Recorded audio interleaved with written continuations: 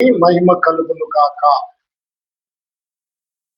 చూడండి, మనము ప్రకటన గ్రంథంలో చాలా విషయాలు ధ్యానం చేస్తూ వస్తున్నాం.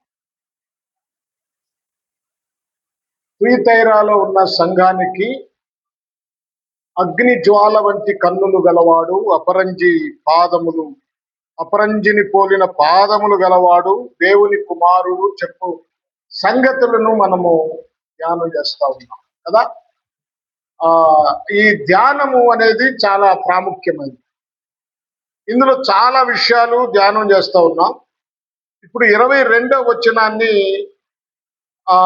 మనం చూసినప్పుడు, ఇదిగో నేను దానిని మంచము పట్టించి దానితో కూడా వ్యభిచరించువారు దాని క్రియల విషయమై మారు మనసు పొందితేనే గాని వారిని బహు శ్రమల పాలు చేతును అని ఉంది. అంటే మనము మారు మనసు పొందాలని ఆ విషయమై మనం గత వారం మనం చెప్పుకున్నాం. ఇప్పుడు ఏంటంటే, మారు మనసు పొందకపోతే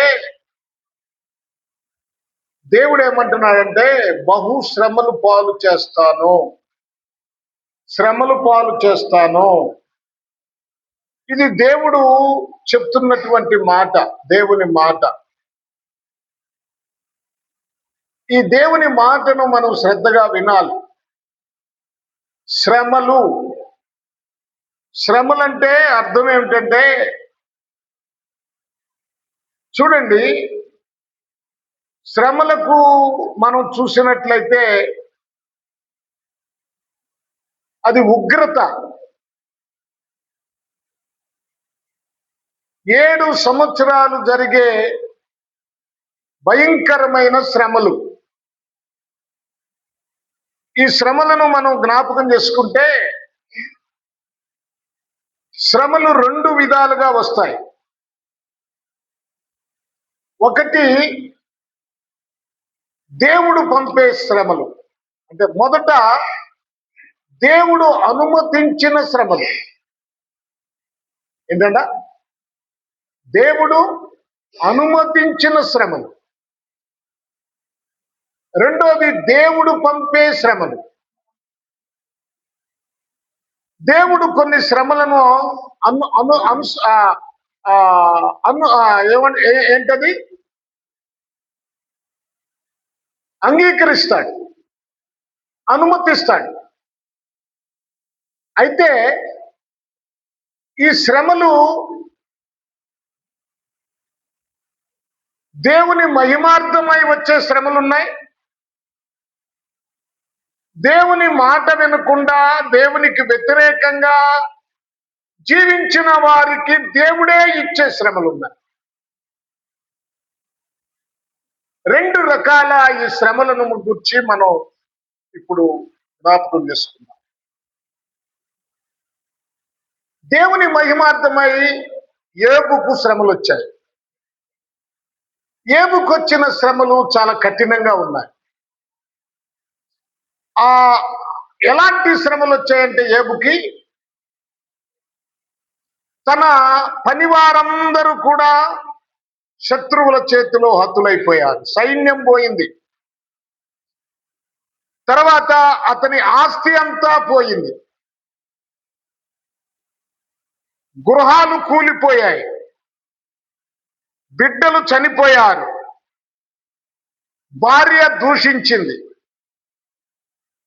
స్నేహితులు ఎన్నో నిందలు వేశారు.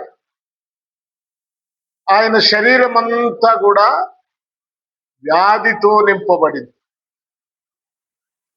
ఈ శ్రమ ఎక్కడి నుంచి వచ్చింది? దేవుని మహిమార్థమై వచ్చింది. చాలా కఠినమైన శ్రమ. అసలుది యోబు చాలా సునాయాసంగా తట్టుకున్నాడు. ఆస్తి పోయినా పర్వాలేదు, పనివారు పోయినా పర్వాలేదు, కానీ గృహం లేకపోయినా చెట్టు కింద ఉండొచ్చు, కానీ తన బిడ్డలందరూ చనిపోయారే, తన సంతానం అంతా హతులైపోయారే, ఆ తర్వాత భార్య అన్న ఆదరించిందా అంటే అవమానపరిచింది. భార్యతో పాటు స్నేహితులు కూడా నిందించారు. అంతేకాదు శరీరం అంతా భయంకరమైన కురుపులతో నిండిపోయి చిల్ల పెంకుతో గోక్కుంటున్నాడు. అసలు ఏమాత్రము అతనికి నెమ్మది లేదు. భయంకరమైన వ్యాధి. ఆ వ్యాధిలో కూడా అతడు ప్రభువునే గణపరిచాడు. అలాగే యేసోబు జీవితానికి వెళ్తే యేసోబు జీవితంలో ఎన్నో కష్టాలు వచ్చాయి, ఎన్నో శ్రమలు వచ్చాయి. ఎన్ని శ్రమలు, ఎలాంటి శ్రమలు అంటే ప్రభునందు ప్రియ దేవుని పిల్లలారా,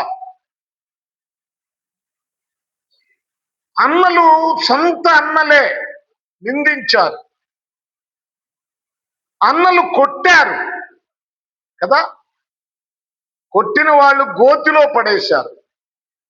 అంటే చనిపోయినట్టే. గోతిలోకి వెళ్ళటం అంటే అన్నలే పడేశారు, తన రక్త సంబంధులే గోతిలో పడేశారంటే పూడి చేశారని అర్థం, చంపేశారని అర్థం. ప్రాణమున్నా చంపేశారు. వస్త్రహీనునిగా చేశారు. అంగీ లాగేశారు కదా, అతను కట్టుకున్న అంగీ లాగేశారు. ఆ తర్వాత అమ్మి వేశారు. ఐగుప్తుకు వెళుతున్న మిద్యానులు గమ్మివేశారు. పాప శోధన ఎదురైంది. ఐగుప్తులో పోతేపరు భార్య చాలా హింసించింది. చివరికి అతడు చెరసాలలో వేయబడ్డాడు. చెరసాల చూడండి, ఏమాత్రము తప్పు చేయని ఒక నిరపరాధి, ఏ లోపము లేని ఒక నిరపరాధి, దేవునితో అంటగట్టబడిన ఒక నిరపరాధి. ఈ నిరపరాధికి ఎన్ని కష్టాలు వచ్చినాయో చూడండి. వీటన్నిటినీ అనుభవించాడు ప్రేమతో. ఏమాత్రము ఆయన బాధపడలేదు, అన్నలను శపించలేదు, లేక అవమానపరచలేదు, దూషించలేదు. ఇవి అర్థమవుతుంది. దేవుడు అనుమతించాడు. సాతానుడు కలుగజేసే మనుషులలో ప్రవేశించి ఆ మనుషుల ద్వారా సాతానుడు కలుగజేసిన ఆ శ్రమలను యేసోబు అనుభవించాడు గాని వ్యతిరేకించలేదు. దానియేలును సింహాల బోనులో పడేసిన ఆ భయంకరమైన శ్రమకు ఎదురు చెప్పలేదు. షడ్రకు మెషకు అబేద్నెగోలను అగ్నిగుండములో పడవేస్తున్న ఆయన ఏమాత్రము బెదరలేదు. వారు ఏమాత్రం బెదరలేదు. దేవుని మీదే ఆధారపడ్డారు. ఆ శ్రమలను అనుభవించటానికి వారు అంగీకరించారు.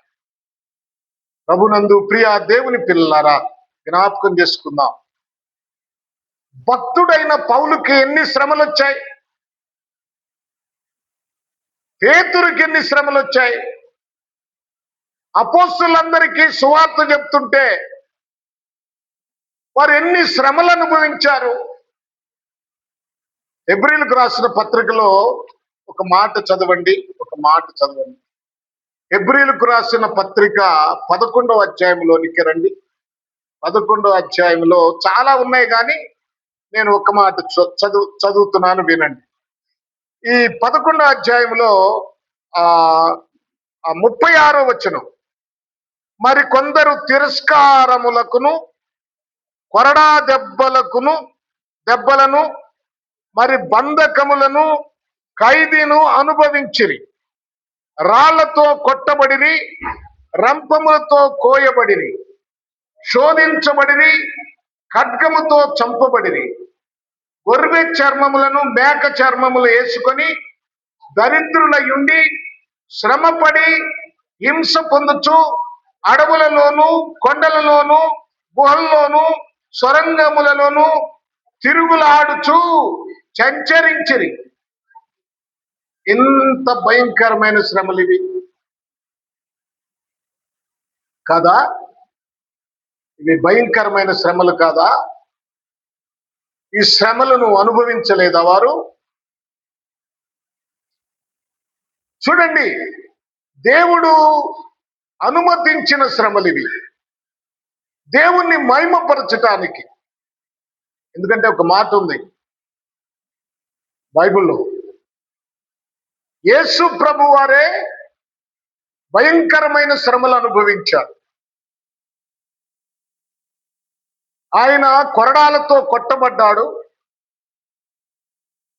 శరీరమంతా చీల్చబడింది, ముళ్ళ కిరీటము ధరించారు, మోయలేని మ్రానును వీపు మీద మోపారు, గొల్గతా కొండ వైపు ఆయన్ని చూడండి నడిపించారు. ఎత్తైన కొండ మామూలుగా ఎక్కటమే కష్టం, కానీ ఒక భారమైన సిలువను భుజాన పెట్టి ఆయన నడిపించారు. అన్యాయపు తీర్పు తీర్చి ఎంత శ్రమ అనుభవించాడు. ఒక మాట ఉంది బైబిల్లో, హెబ్రీలకు రాసిన పత్రిక 5వ అధ్యాయము 8వ వచనం చదవండి.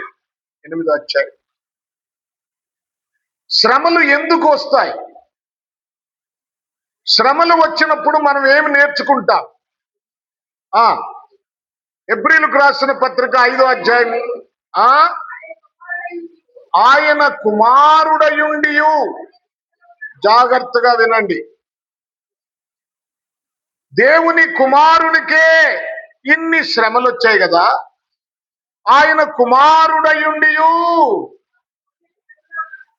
తాను పొందిన శ్రమల వలన విధేయత నేర్చుకొనెను.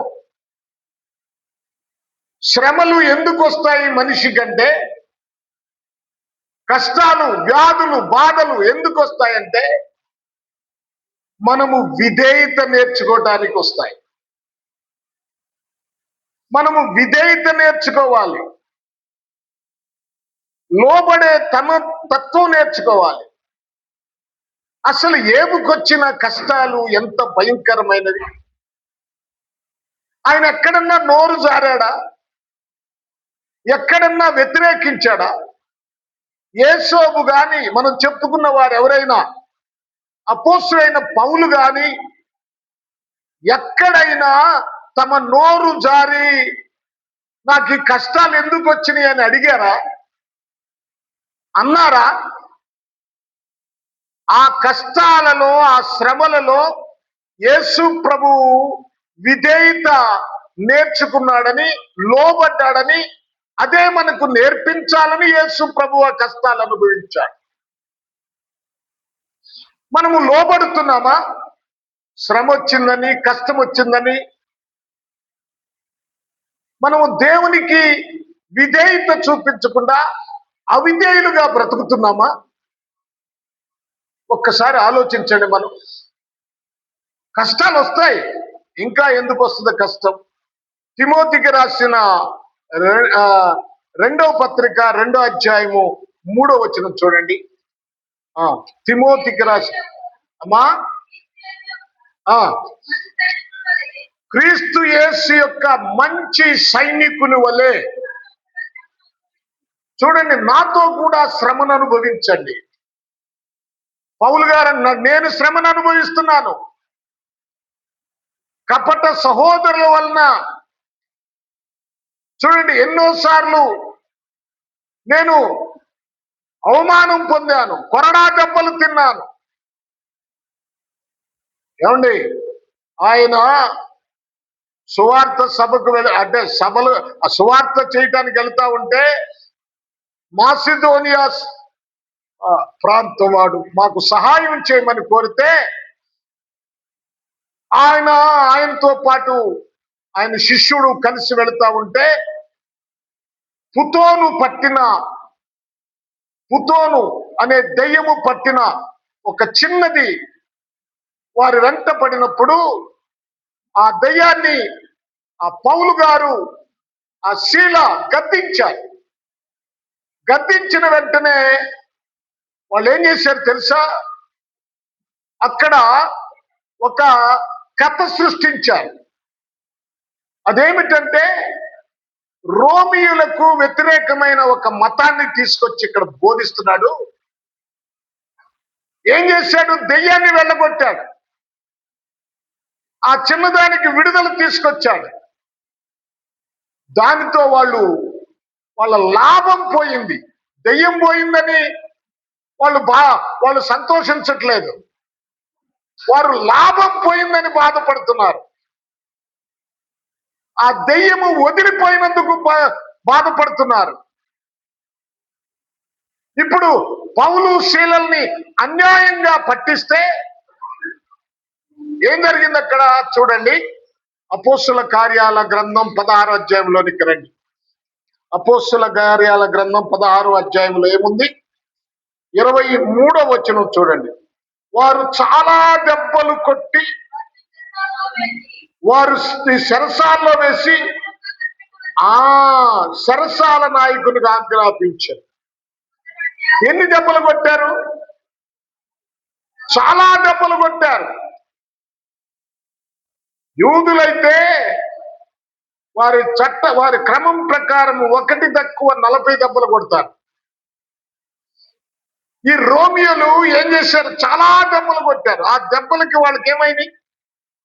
గాయాలైనవి. చూడండి ఆ 33వ వచనం.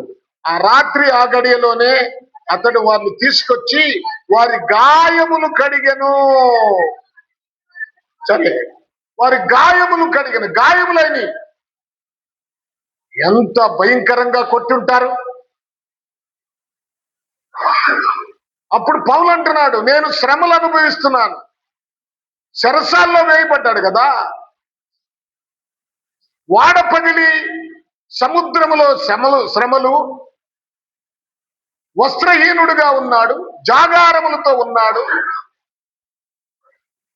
ఎన్నో శ్రమలు, అవి చెప్పటానికి నల్లవి కాని శ్రమలు అనుభవిస్తూ ఉన్నాడు. జాగ్రత్తగా వినండి.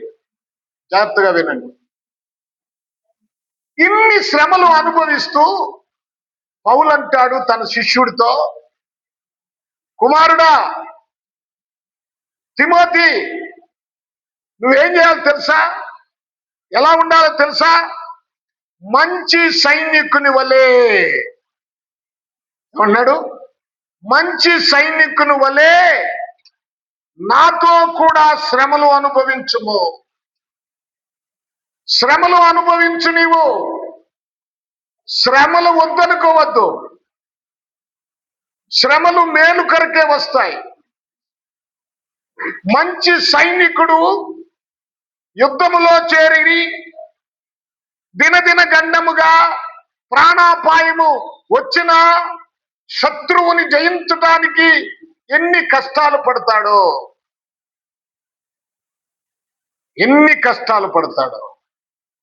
జయము పొందటానికి మంచి సైనికుల్లో ఒక క్రమశిక్షణ ఉంటుంది. పౌలు అంటున్నాడు, నీవు మంచి సైనికుని వలె నీవేం చేయాలా?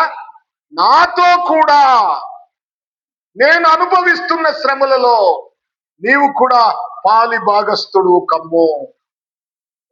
ఇవి దేవుడు అనుమతించిన శ్రమలివి. శత్రువైన సాతాను మనుషులలో దూరి అనేక రకాలుగా దేవుని పిల్లలను శ్రమ పెడుతూ ఉంటే, దేవుని పిల్లలను అవమానపరుస్తుంటే, ఆ అవమానాలను భరించమని చెప్తున్నాడు. మనం ఎలా ఉన్నాం? మన స్వార్థమే. మనం ఇతరుల గురించి ఆలోచించాం. నిస్వార్థమైన జీవితం లేదు.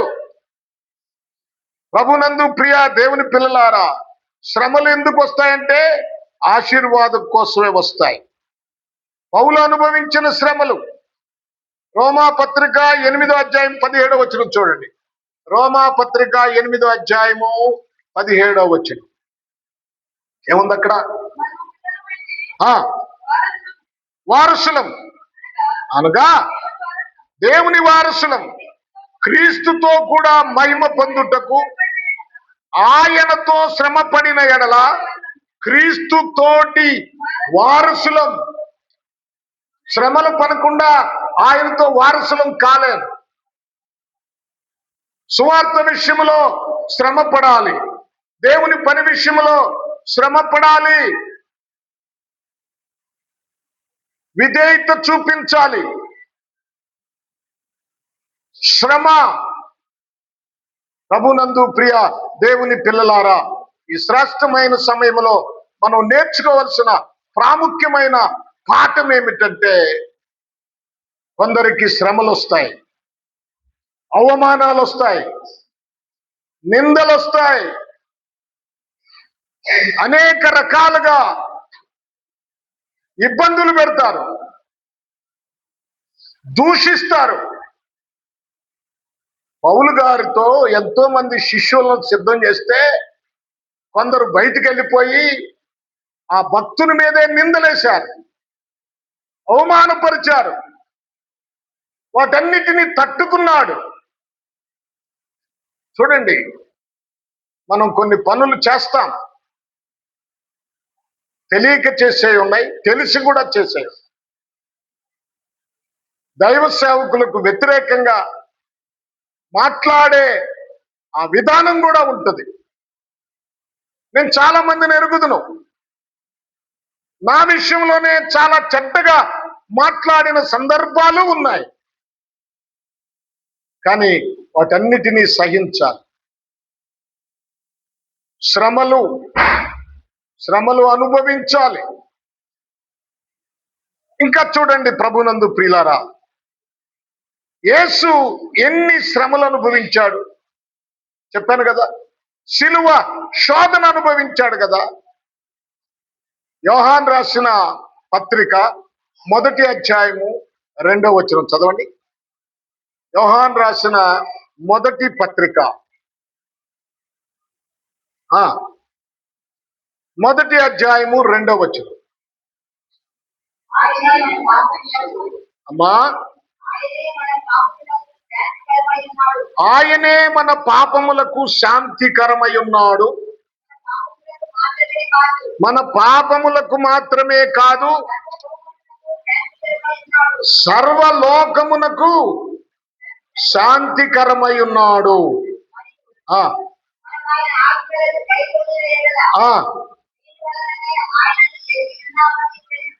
చూడండి ప్రభునందు ప్రియులారా, ఇప్పుడు 6వ వచనం చదువుతాం. ఆయనతో కూడా సహవాసము గలవారమని చెప్పుకొని చీకటిలో నడిచిన ఎడల మన మమద్దమాడుచు సత్యమును జరిగించకుందుము. అయితే ఆయన వెలుగులోనున్న ప్రకారము మనమును వెలుగులో నడిచిన ఎడల మనము అన్యోన్య సహవాసము గలవారమయ్యుందుము. అప్పుడు ఆయన కుమారుడైన యేసు రక్తము ప్రతి పాపము నుండి మనల్ని పవిత్రులుగా చేయు. శ్రమలు అనుభవించటం వలన మనము ప్రతి పాపము నుండి పవిత్రులుగా చేయబడతాం. ప్రభునందు ప్రియ దేవుని పిల్లలారా, ఈ శ్రేష్టమైన సమయంలో జ్ఞాపకం చేసుకుందాం. శ్రమలు వస్తాయి. మీరు రోమా పత్రిక 1వ అధ్యాయము 8వ వచనాన్ని కూడా ఒకసారి చదవండి. రోమా పత్రిక 1వ అధ్యాయము 8వ వచనం.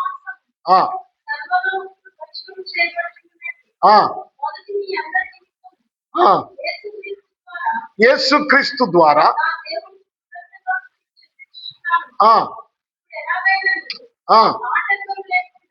1వ అధ్యాయం 8వ వచనమేనా? రోమా పత్రిక, ఒక్క నిమిషం అమ్మా.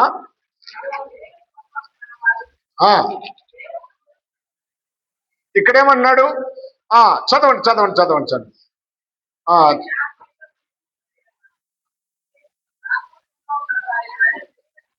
కలవారు కాదు.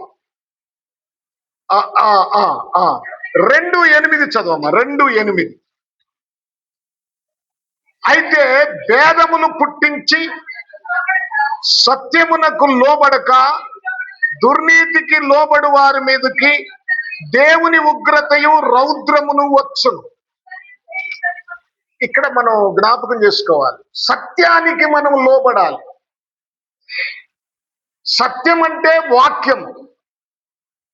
మనం వాక్యానికి లోబడాలి. వాక్యానికి లోబడిన వారికే మారు మనసు ఉంటుంది. వాక్యానికి లోబడకపోతే మారు మనసు ఉండదు. మారు మనసు ఎలాగూ పొందుతాం మనం? మారు మనసు రావాలంటే దేవుని దగ్గరకు వచ్చిన వారికి మాత్రమే మారు మనసు వస్తుంది. మారు మనసు పొందటం అంటే ఎలాగూ?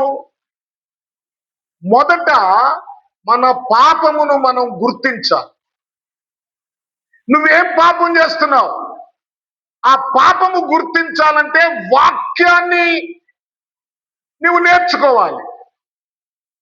వాక్యము నేర్చుకోకుండా నీ పాపము నీకు అర్థం కాదు. ఈ రోజున వాక్యానికి లోబడేవారు కొద్దిమందే. నువ్వు రావచ్చు ప్రార్థనకి, వెనక్కి తిరిగి ఒక్కసారి ఆలోచించుకోండి. ఎవడైనను నన్ను వెంబడింపగోరిన ఎడల, ఏమండి, నా సిలువనెత్తుకొని సమస్తాన్ని వదిలి నా సిలువనెత్తుకొని నన్ను వెంబడించాలి. ఆ సిలువ ఏమిటంటే దేవుని వాక్యమునెత్తుకోవాలి. వాక్యము చాలా ప్రాముఖ్యమైంది. నీ పాపమును నువ్వు గుర్తించాలంటే నీకు వాక్యం తెలిస్తే కదా. తెలిసినట్టుగానే నటిస్తావు. వాక్యము కూడా వింటున్నట్టుగానే నటిస్తారు. వాక్యాన్ని అనుసరించరు. మారు మనసు పొందటం అంటే మొదట నీ జీవితంలో ఉన్న పాపమును నువ్వు గుర్తించాలి. గుర్తిస్తున్నావా? పాపం ఏమిటో నీకు తెలుసా? నేను ప్రార్థన చేస్తున్నాను, పాటలు పాడుతున్నాను, చప్పట్లు కొడుతున్నాను, దేవుని మందిరంలోకి వచ్చి ప్రభు బల్లలో ఉంటున్నాను అని అనుకుంటున్నావే గాని నువ్వు మాట్లాడే మాటల్లో ఇతరుల పట్ల నీ ఆలోచనలు గాని, నువ్వు ప్రవర్తించే ప్రవర్తన గాని నీకు అర్థమైంది ఎప్పుడైనా? నువ్వు ఎప్పుడైనా ఆ విషయంలో అర్థం చేసుకున్నావా? లేదు. నీ పాపాన్ని నువ్వు ఎన్నడూ గుర్తించట్లేదు. నువ్వు చేసే పాపం ఏంటి? ఎక్కడైనా ఆ పాపాన్ని గుర్తించాలి మొట్టమొదట. అప్పుడే మారు మనసు వస్తుంది. నేను వాళ్ళని తిట్టాను కదా, లేకపోతే వాళ్ళని గురించి నేను చెడ్డగా ఆలోచన చేసుకున్నాను కదా, నా రక్త సంబంధులు, నా సోదరుడు, నా ఇంటి వారు, వారిని నేను ప్రేమించట్లేదు కదా, వారిని నేను ద్వేషిస్తున్నాను కదా, వారికి వ్యతిరేకంగా నేను పనిచేస్తున్నాను కదా. పైకి మాత్రం బాగానే ఉంటుంది, భక్తి ప్రేమ చూపిస్తున్నట్టుగా. వాటి విషయమై నువ్వు ఎప్పుడైనా గుర్తించావా? నీ పాపాన్ని నువ్వు గుర్తించు. నువ్వు చేస్తున్న తప్పుడు పనిని నువ్వు గుర్తించాలి. అసలు నేను ప్రభువుని నమ్ముకున్నాను, నాకు యేసు ప్రభు తెలుసు. ఆ తెలుసు అని అనుకుంటే, తెలిస్తే నీ పాపం ఏంటో నీకు అర్థమవుతుంది. నీ పాపం నీకు అర్థం కాలేదంటే, కొంతమంది వాళ్ళు చేసే పాపం కూడా కాకుండా వాళ్ళు ఇంకొకరు చేస్తున్న పాపాన్ని కూడా ఎంకరేజ్ చేస్తారు. ఏముందలే. మొన్న ఒక ఆయన సాక్ష్యంలో చెప్తున్నాడు, సినిమాలో ఆయన పని చేసేటప్పుడు 1,00,000 రూపాయలు పాస్టర్ గారికి దశం భాగం ఇచ్చేవాడు. 1,00,000. చాలా మంది అయితే గుండె పగలు చచ్చిపోతారు. 1,00,000 ఇయ్యాలా పాస్టర్ గారికి?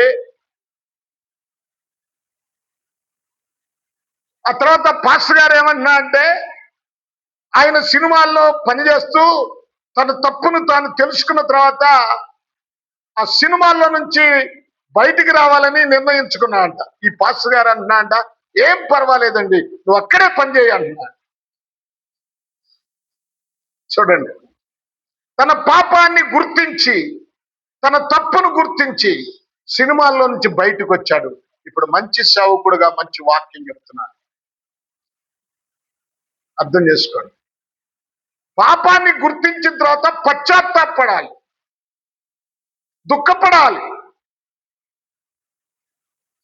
దుఃఖపడాలండి. నేను పాపం చేశాను అంటే ఒప్పుకోవాలి. దాన్నే ఉంది, ప్రభువా నా సంగతి నీకు తెలుసయ్యా, నేను ఏ పరిస్థితుల్లో చేస్తున్నానో ఆ తప్పు, నేను ఏ పరిస్థితుల్లో ఆడిన అబద్ధము, ఏ పరిస్థితుల్లో చేసిన దొంగతనం అని దేవునికే చెప్పటం కాదు పాఠం. నా సంగతి దేవునికి తెలుసులే, ఒప్పుకో. మనం నీ పాపం నువ్వు గుర్తించిన తర్వాత ఆ పాపాన్ని ఒప్పుకున్నావా? ఆ పాపం గురించి పశ్చాత్తాపడ్డావా? మరొక విషయం ఏంటంటే, నువ్వు చేసే పాపము నుండి మరులు కొనాలి. ఇవన్నీ అందరు చెప్పరండి, అందరు చెప్పడానికి ఇష్టపడరు. కానీ దేవుడు మనతో ఎందుకో మాట్లాడుతూ ఉంటాడు. ఆ మాటలను మనం జాగ్రత్తగా చేసుకొని దిద్దుకోవాలి. ఈ లోకం మనకి శాశ్వతం కాదు. నేను చెప్పేవన్నీ మీకు పరలోక సంబంధమైన బోధలే, ఈ లోక సంబంధమైన బోధలు కాదు. దేవుడు మిమ్మల్ని ఆశీర్వదిస్తాడు, మీకు కట్లు వచ్చి పడతాయని నేను ఏ రోజు చెప్పను. అది వాక్యంలో లేదు. అవి అబద్ధాలు. ఆ అబద్ధాల గురించి నేను మాట్లాడు. నీ కష్టాన్ని బట్టి నీకు సంపాదన వస్తుంది, నువ్వు చేసే పనిని బట్టి నీకు వస్తుంది. అంతేగాని నీ ఇంట్లో ఊరకు కూర్చొని దేవాన్ని ప్రార్థన చేసుకుంటుంటే రావు. సరే, విషయంలోకి వద్దాం. మనం మరులుకోవాలి, మారు మనసు పొందాలి. మారు మనసు పొందటం అంటే మరులుకోవటం. ఆ పాపం మరికి ఎప్పుడు ఎన్నడూ ఆ పాపం జోలికి వెళ్లకుండా వెనుదిరిగి రావటం. ఆ పని చేస్తారా? చేయరు. చేస్తే నష్టపోతామనే, భౌతికంగా నష్టపోతాం, ఆత్మీకంగా లాభం పొందుతాం. సరే, ప్రభునందు ప్రియులారా, జాగ్రత్త. ఇవన్నీ తప్పించుకోవాలంటే మనం దేవుని వాక్యం ఎరిగి ఉండాలి. వాక్యం ఎరగకుండా మనము ఈ సమస్యల నుంచి బయటికి రాలి. మరొక విషయం, ఒకటి, సాతానుడు మనుషుల ద్వారా మనకి శ్రమలు కలుగజేస్తాడు. ఆ శ్రమలు అవి తాత్కాలికమైనవే. వాటి గురించి మనం అంతగా పట్టించుకోవాల్సిన అవసరమో లేదు. తర్వాత దేవుడు పెట్టే శ్రమలు, ఇక్కడ జాగ్రత్తగా వినాలి. దేవుడు శ్రమలను ఎవరి మీదకి తీసుకొస్తాడు? మనుషులు శ్రమలు, వాటిని దేవుని సహాయంతో జయించగలుగుతాం, వాక్యపు సహాయంతో జయించగలుగుతాం. కానీ దేవుడు తీసుకొచ్చే శ్రమలేంటి? అదే రాబోవు 7 సంవత్సరాల, అంటే 3.5 సంవత్సరాలు. ఆ శ్రమలు అవి దేవుడిచ్చేవే, అవి మనుషుల వల్ల వచ్చేవి కాదు. దేవుడే కుమ్మరిస్తున్నాడు. ఈ శ్రమలు ఎవరి మీదకి వస్తాయి? నువ్వు మారు మనసు పొందితేనే సరి, లేకపోతే నిన్ను శ్రమల పాలు చేస్తాను అన్నాడు కదా దేవుడు. శ్రమల పాలు ఎవరు చేస్తారు? దేవుడే చేస్తాడు. రానున్న ఉగ్రత దినం, శ్రమల దినం, అది భయంకరమైన దినం. సంఘము, చాలా మంది అంటారు ఆ శ్రమలు వచ్చినప్పుడు సంఘము భూమి మీదే ఉంటది అని చాలా మంది చెప్తారు. అది నమ్మొద్దు. సంఘము భూమి మీద ఉండదు, మరి ఎక్కడ ఉంటుంది? ఎత్తబడుతుంది. ఎందుకంటే తన బిడ్డలను ఆయన తప్పిస్తాడు. సంఘము ఆయన స్వరక్తం ఇచ్చి సంపాదించిన సంఘము. ఈ సంఘము కొరకు ఆయన శ్రమ పడ్డాడు. ఈ సంఘము కొరకు ఆయన గాయపరచబడ్డాడు. ఈ సంఘము కొరకు ఆయన రక్తము కార్చాడు. ఈ సంఘము కొరకు ఆయన ఎంతో కష్టపడ్డాడు. మడతైనా మచ్చైనా డాగైనా అతిథి ఏదీ లేకుండా ఆయన ఉతక స్నానము చేయించాడు. ఉతికాడు దేనిలో? ఆయన రక్తములోనే. మనల్ని ప్రేమించి ఆయన శ్రేష్టమైన రక్తాన్ని కార్చాడు. మరి ఇంతగా కష్టపడి సంఘాన్ని ప్రత్యేకించుకుంటే ఆ ప్రత్యేకించుకున్న సంఘం మీద ఆయనే ఉగ్రత కుమ్మరిస్తాడా? నీ పిల్లల మీద నీవే ఏదన్నా శిక్షించడానికి, ఏదన్నా చిన్న తప్పు చేస్తే ఏదన్నా చిన్న శిక్ష వేస్తాడు, కానీ ఉగ్రతను చూపించడు. నోవాహు కాలంలో నీతిమంతుడు, ఆ తరములో నిందారహితుడు. అలాంటి నోవాహు కుటుంబము బయటికి వచ్చిన తర్వాతే జలప్రళయం వచ్చింది. దేవుడు పంపిన జలప్రళయములో నోవాహు కుటుంబము భద్రపరచబడిందా లేదా? చెప్పాలి. భద్రపరచబడి. అలాగే సొదొమ పట్టణము దహించి వేసేటప్పుడు, కాల్చి వేసేటప్పుడు లోతు కుటుంబము బయటకు వచ్చిందా లేదా? బయటకు దేవుడు కురిపించిన ఆ అగ్ని నుండి ఆ నీతిమంతుడైన లోతును బయటకు తీసుకొచ్చాడు. అలాగే యెరికో పట్టణాన్ని కాల్చేసేటప్పుడు రాహాబు అనే వేశ్య మారు మనసు పొంది దేవుణ్ణి అంగీకరించినప్పుడు ఆ వేశ్య కుటుంబాన్ని ఆ మారు మనసు పొందిన గనుక, పశ్చాత్తాపడింది గనుక, తన ఇంటి వారందరికి కూడా ఆ విషయం తెలియజేసింది గనుక వారందరూ బయటికి వచ్చిన తర్వాతే యెరికో పట్టణం కాల్చబడి కనుక జాగ్రత్త. సంఘము పరమునకు ఎత్తబడిన తర్వాతే యేసు ప్రభు వారు మధ్యాకాశానికి వచ్చినప్పుడు ఆయన బూర, ప్రధాన దూత శబ్దముతో, దేవుని బూరతో ఆయన ఊదినప్పుడు మృతులైన వారు, అంటే సజీవులుగా మృతులు, క్రీస్తునందుండి మృతులైన వారు. ఇప్పుడు మనం ప్రభు రాకడకు ముందే మనం చనిపోయాం అనుకోండి, మనం క్రీస్తునందుండి మృతులవుతున్నాం. ప్రభు వచ్చినప్పుడు మనం లేపబడతాం. తర్వాత సజీవులుగా నిలిచి ఉండువారు, ఆ రోజున సంఘము ఎవరైతే సంఘములో ఉంటారో, సజీవులుగా ఉంటారో వారు లేపబడతారు.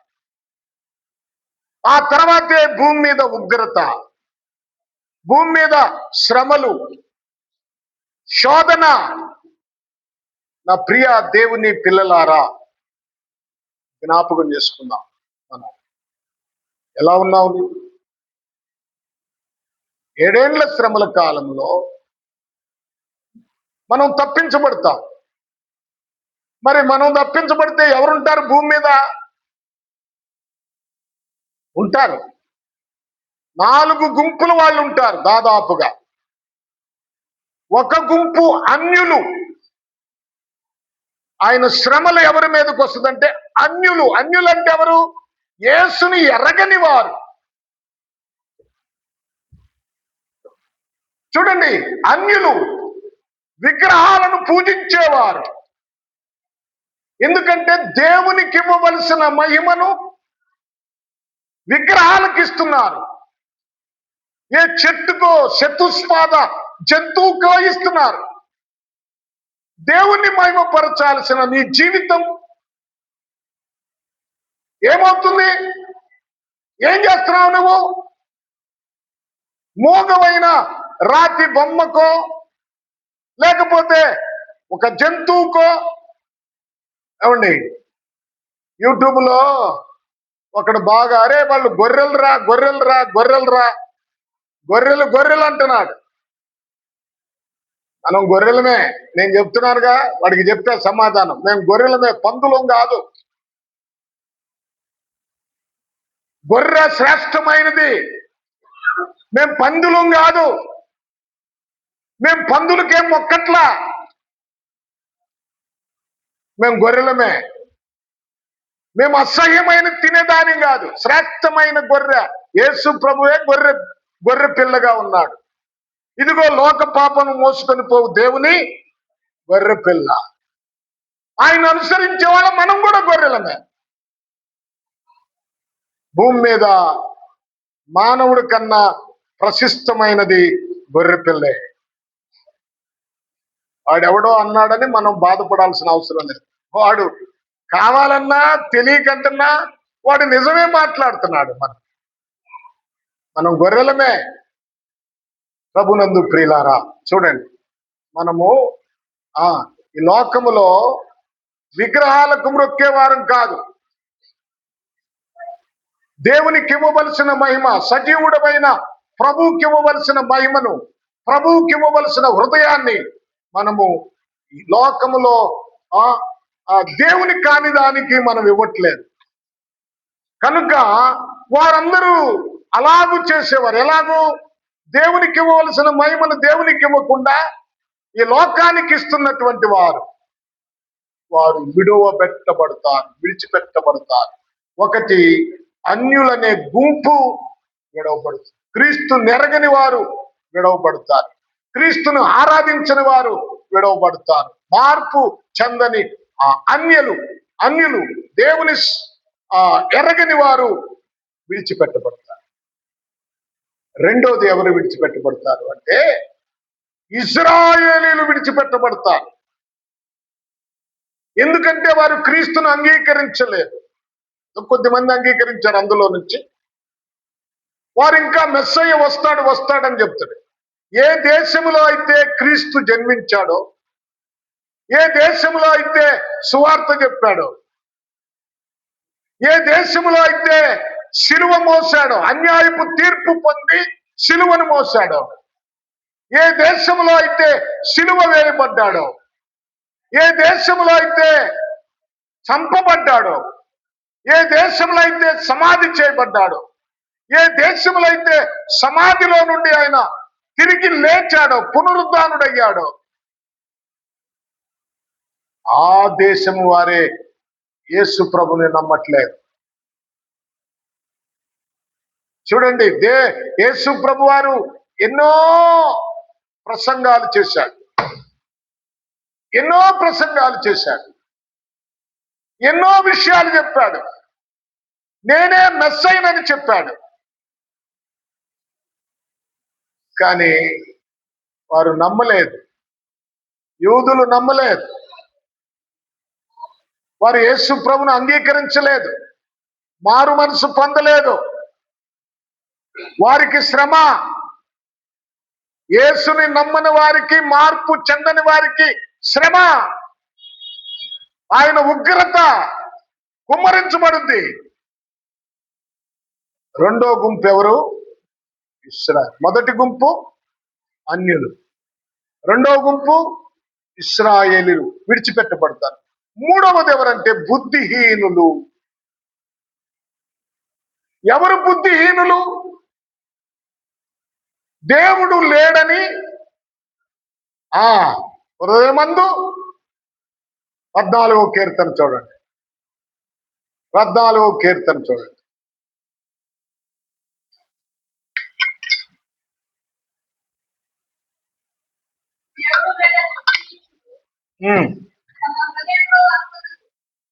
దేవుడు లేడని బుద్ధిహీనులు తన హృదయములో అనుకొందురు. వారెవరంట? చెడిపోయిన వారు. ఏంటంట? అసహ్య కార్యములు చేయుదురు. చాలమ్మా. దేవుడు లేడని బుద్ధిహీనులు. మాకు ఒకడున్నాడు అంటే నాకు ఫ్రెండే, మేము మొదట అదే బడి.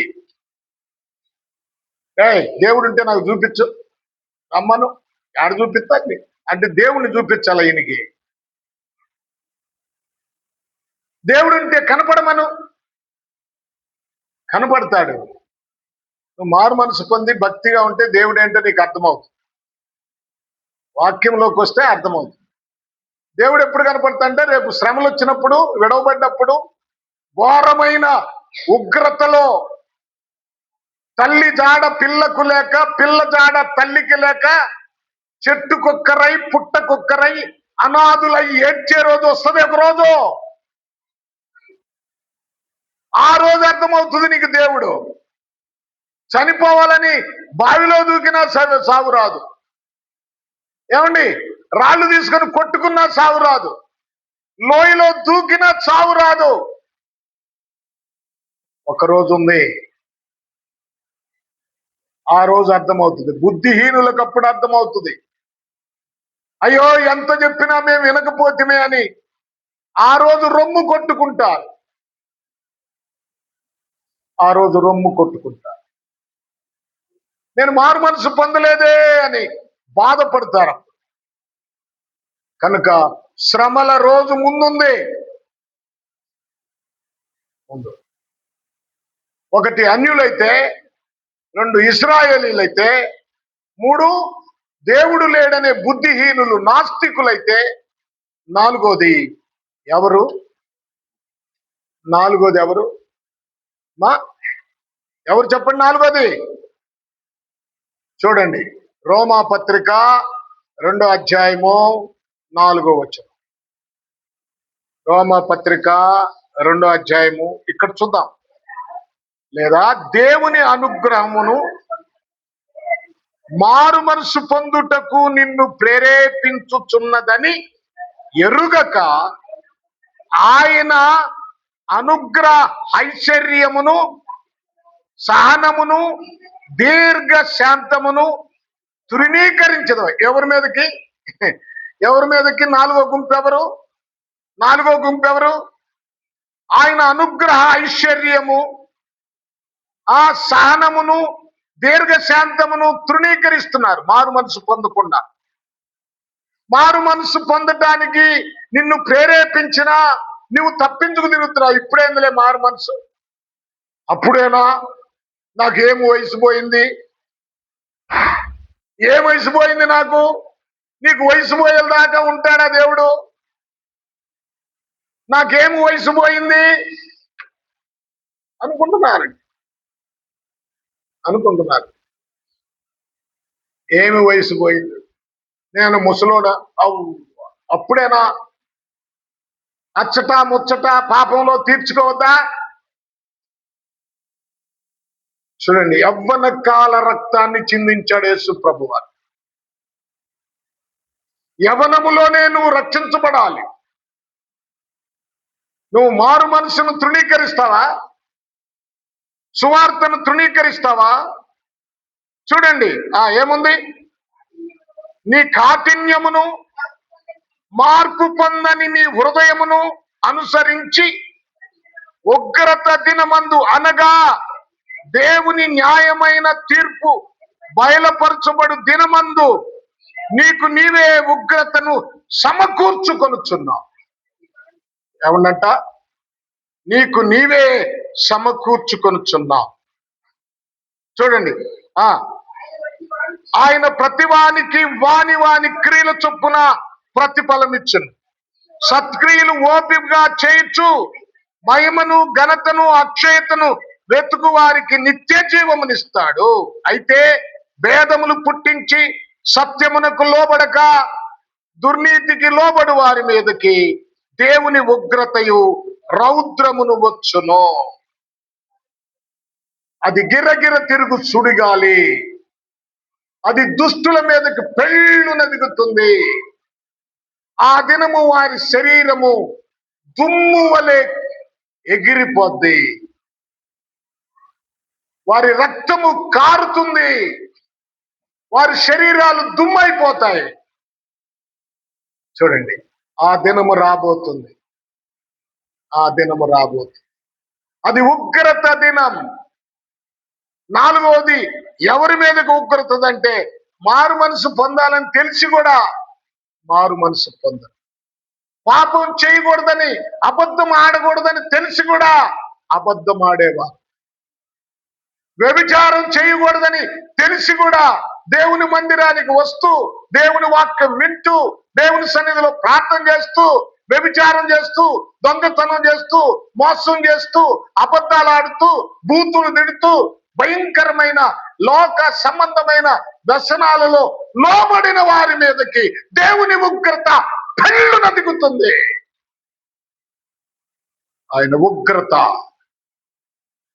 ఆయన ఉగ్రత దాని నుంచి తప్పించుకోగలవా? తప్పించుకోవాలంటే ఒకటే మార్గం, దేవుని వాక్యాన్ని, సత్యాన్ని అనుసరించాలి.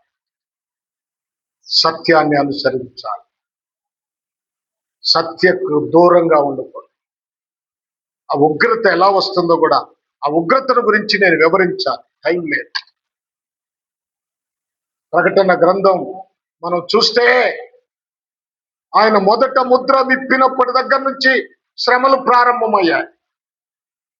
పాత్రలు కుమ్మరిస్తాడు. బూరలు ఊదినప్పుడు, చెప్తాను ఒక్కొక్కటి, నేను చెప్తాను, తప్పకుండా చెప్తాను. ఆ భయంకరమైన శ్రమల నుండి నువ్వు తప్పించబడాలని దేవుడు కోరుకుంటున్నాడు. ఏంటంట? తిమోతికి రాసిన మొదటి పత్రిక 1వ అధ్యాయం 5వ వచనం చూడండి. తిమోతికి రాసిన మొదటి పత్రిక 1వ అధ్యాయము 5వ వచనం. చూడండి. ఉపదేశానుసారమేదనగా పవిత్ర హృదయము నుండి, మంచి మనస్సాక్షి నుండి, నిష్కపటమైన విశ్వాసము నుండి కలుగు ప్రేమయే. కొందరు వీటిని మానుకొని తొలగిపోయి, అమ్మా వింటున్నారా? వీటిని మానుకొని తొలగిపోయారట. తొలగిపోయారు. దేవుడు చాలా దేవుని వాక్యము చాలా మనకి జ్ఞానాన్ని నేర్పిస్తుంది, మనకి దిద్దుబాటును నేర్పిస్తుంది, మన బ్రతుకును సరిచేస్తుంది. వింటున్నారా? చూడండి, కొందరు ఏం చేశారంట? వీటిని మానుకొని తొలగిపోయి తాము చెప్పు వాటినైనను, నిశ్చయమైనట్టు రూఢిగా పలుకు వాటినైనను గ్రహింపకపోయినను ధర్మశాస్త్రోపదేశకులై ఉండగోరి నిష్ప్రయోజనమైన ముచ్చటలకు తిరిగిరి. ఇక్కడ మనం చాలా విషయాలు ఉన్నాయి. శ్రీమంతుడును దేవుడు నాకు అప్పగించిన ఆయన మహిమ కలిగిన సువార్త ప్రకారము ధర్మశాస్త్రము ధర్మ విరోధులకును, అవిధేయులకును, భక్తిహీనులకును, పాపిష్టులకును, అపవిత్రులకును, దోషకులకును, పితృహంతకులకును, మాతృహంతకులకును,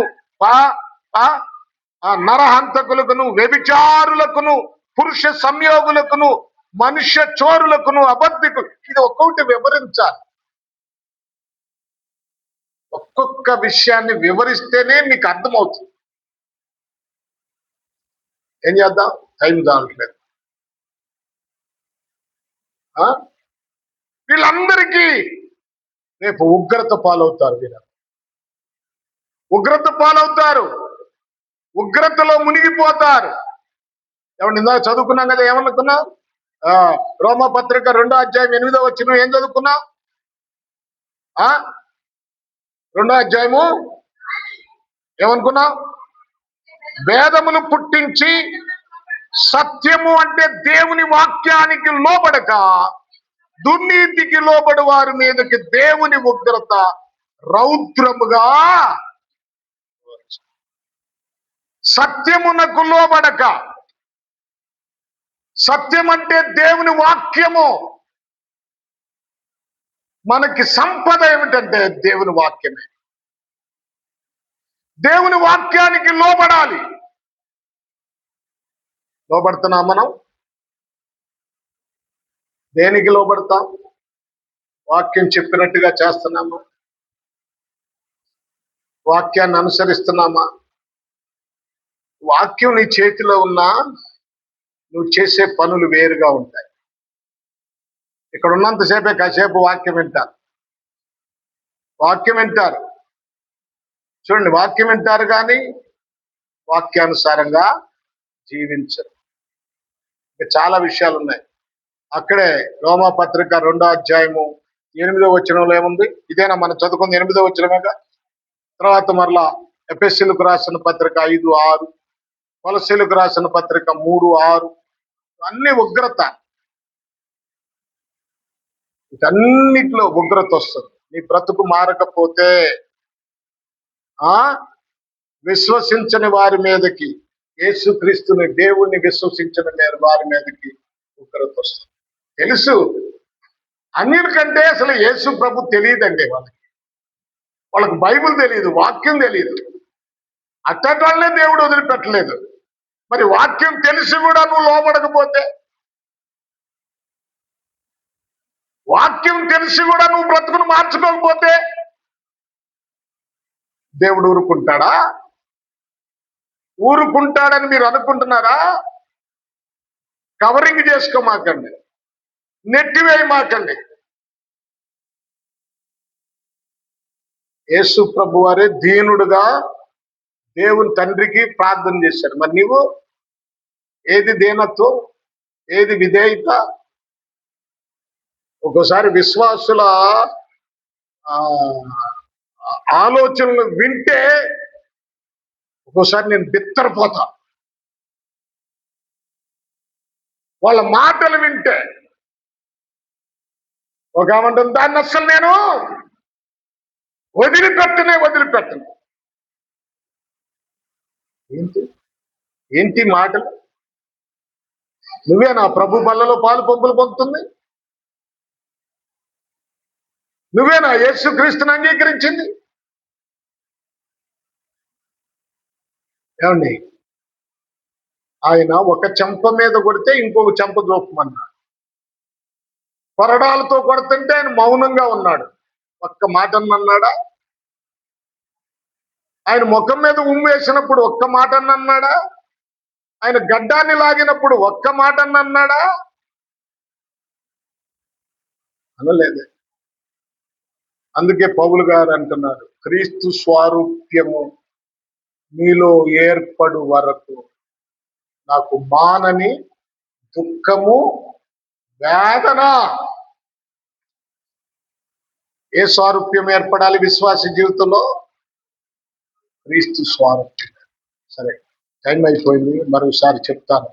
ఈ అంశంలోనే కొన్ని విషయాలు మరొకసారి చెప్తాను. ప్రభునందు ప్రియులారా, మనం జ్ఞాపకం చేసుకుందాం. ఈ సత్య విషయాలను జ్ఞాపకం చేసుకుందాం. హల్లెలూయా, హల్లెలూయా, హల్లెలూయా.